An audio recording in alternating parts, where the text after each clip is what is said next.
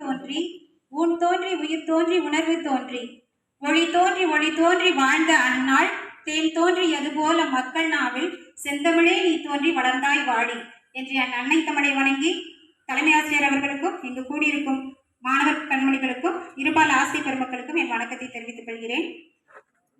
தண்ணீர் விட்டா வளர்த்தோம் இப்பயிரை சர்வேசா செந்நீரால் காத்தோம் என்றார் மகாகவி பாரதி. ஆம் நண்பர்களே, இந்த விடுதலை வேள்வியிலே தன் இன்னுயிரை நெய்யாக தந்து அந்த மறவர்களின் வீரம் இன்னும் ஒவ்வொரு இந்த மண்ணின் துகளில் இருந்து கொண்டேதான் இருக்கிறது.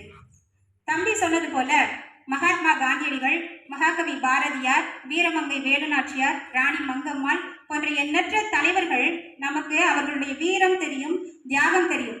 ஆனால் வரலாறில் எழுத மறந்த எத்தனையோ தலைவர்கள் எளிய முகங்களின் தியாகங்களும் சேர்ந்துதான் இந்த விடுதலை கதவை நமக்கு தட்ட உதவி இருக்கிறது. இந்த விடுதலை போரிலே எத்தனை உடல்கள் ரணமாயின, எத்தனை உயிர்கள் உரமாயின, எத்தனை கண்ணீர் ஆறாக பெருக்கெடுத்து ஓடியது, எவ்வளவு செந்நீர் தரையெங்கும் ஓடியது.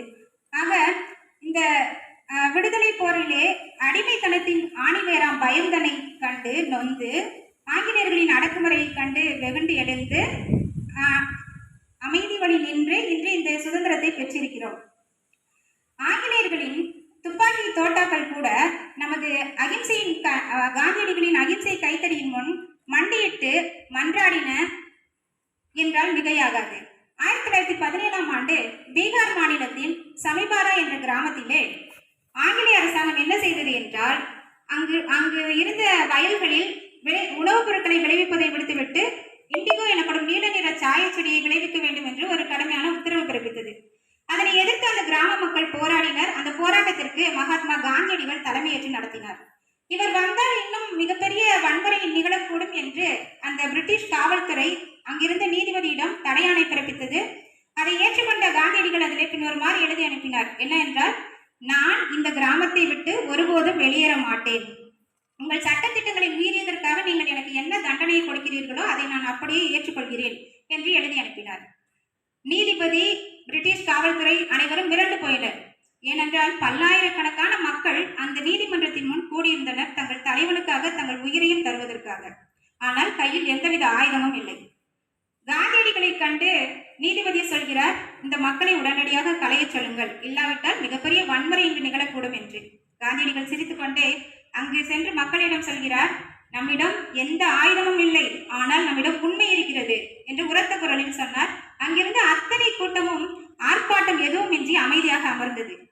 கடைசியில் வேறு வழியின்றி காந்தியடிகளை அந்த நீதிமன்றம் விடுவித்தது. அது மட்டும் இல்லாமல் அந்த விவசாயிகளின் குறைகளை தீர்க்க ஒரு குழுவையும் அமைத்தது. ஆக துப்பாக்கி தோட்டாக்கள் முன் எவ்வித ரத்தமும் சிந்தாமல் அமைதியின் வழியிலேயே போராடி வென்றார்.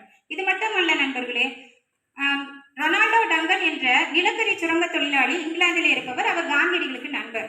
அவரை காந்தியடிகள் வார்தாவிற்கு ஒரு முறை வர சொன்னார். வார்தாவிற்கு சென்று அங்கிருந்த சபர்மதி ஆசிரமத்திலே அவர்கள் தங்கியிருந்து நம்முடைய இந்தியர்களின் பழக்க வழக்கங்களையும் கண்டு ஆராய்ந்து கொண்டு இருந்திருந்தார். அப்போது 2 நாளில் காந்தியடிகள் அருகில் இருந்த கிராமத்திற்கு சென்று வரலாம் என்று அந்த இங்கிலாந்துக்காரர் அவருடைய நண்பரை கூட்டி சென்றார். அப்போது என்ன நடந்தது என்றால், காந்தியடிகள் அவரிடம் பேசிக் கொண்டு வருகிறார்.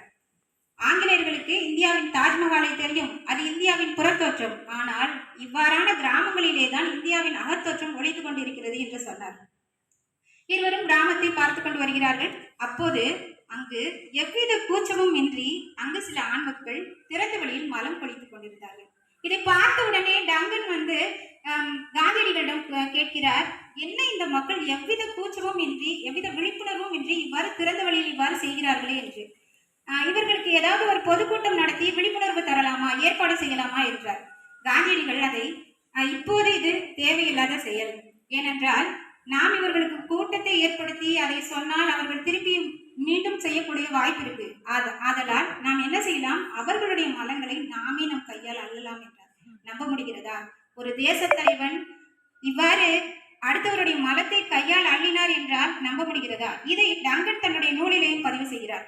என்னென்றால், இப்படி ஒரு தேச தலைவனை இந்தியா கொண்டிருப்பதால் தான் இந்தியா இன்னும் பல்வேறு வெற்றிகளை பெற முடியும் என்று எழுதுகிறார். இது மட்டுமல்ல, 1930ஆம் ஆண்டு தண்டி யாத்திரை நடந்தது.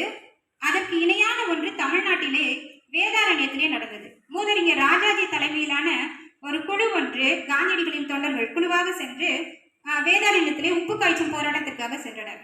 அப்போது மூதறிஞர் ராஜாஜி தன்னுடைய தொண்டர்களுக்கு என்ன சொன்னார் என்றால், நாம் ஆங்கிலேய அரசாங்கம் என்ன செய்தாலும், போலீசார் நம் மீது வன்முறையை ஏவினாலும் நாம் அவர்களுக்கு ஒத்துழைப்பு கொடுக்க வேண்டும், நாம் திருப்பி அடிக்கக்கூடாது, நாம் அமைதியான வழியிலே இருக்க வேண்டும் என்று அறிவுரை கூறினார். அதே போலவே அமைதியான வழியிலேயே நடைபயணம் சென்று கொண்டிருந்தனர்.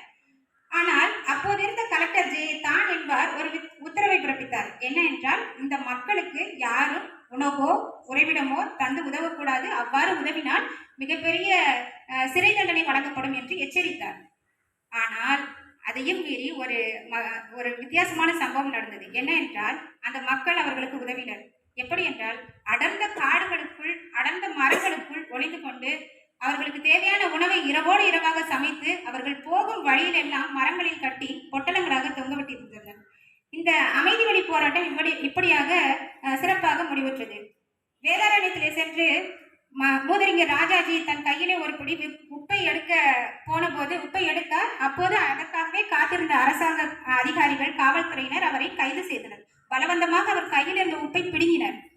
ஆனால் மூதறிஞர் ராஜாஜி தன் முகத்தில் எவ்வித வன்முறையும் காட்டாமல் சிரித்த முகத்தோடு அவரை பார்த்தார். அவருடைய தீர்க்கமும் தியாகமும் அந்த அதிகாரிகளை கண்கலங்க செய்தது, கூச செய்தது. உடனடியாக அவர்கள் கைது செய்ய மறுத்தனர். இருந்தாலும் சட்டத்திட்டங்களுக்கு உட்பட்டு அவரை கைது செய்தனர். பெரும்பாலான தொண்டர்கள் கைது செய்யப்பட்டனர் அந்த போராட்டத்திலே. இது ஒரு நிகழ்வாக இருந்தாலும் இந்த போராட்டம், அமைதியான போராட்டம், பின்னாளில் தமிழ்நாட்டிலே பெரிய அளவில், தமிழ்நாட்டில் மட்டுமல்ல இந்திய அளவிலேயே பெரிய அளவில் விடுதலை நெருப்பு பற்றி எறிய உதவியது. ஆம் நண்பர்களே, அகிம்சை என்பது கோழைகளின் ஆயுதம் அல்ல, அது துப்பாக்கிகளின் முன்னால் நின்று சிரிக்கக்கூடிய துணிச்சல்காரனின் ஆயுதம். எனவே விடுதலை அடைந்து 80 ஆண்டுகளை கடந்துவிட்டோம். நம் உள்ளங்களிலும் இல்லங்களிலும் ஏராளமான போராட்டங்களை அனுதினமும் சந்தித்துக் கொண்டேதான் இருக்கிறோம். ஆனால் ஒவ்வொரு போராட்டத்திற்கும் வன்முறை என்பது தீர்வு அல்ல, அகிம்சை என்பதே தீர்வாக அமையும். ஆகவே அமைதியையும் அன்பையும் நம் கையில் எடுத்துக்கொள்வோம். அமைதியை நம் செல்லும் இடங்களிலெல்லாம் அன்பையும் தூவி செல்வோம். ஒரு சிறந்த தலைமுறையை உருவாக்குவோம் என்று சொல்லி அனைவருக்கும் விடுதலை நாள் வாழ்த்துக்களை மீண்டும் கூறிக்கொள்கிறேன். நன்றி, வணக்கம்.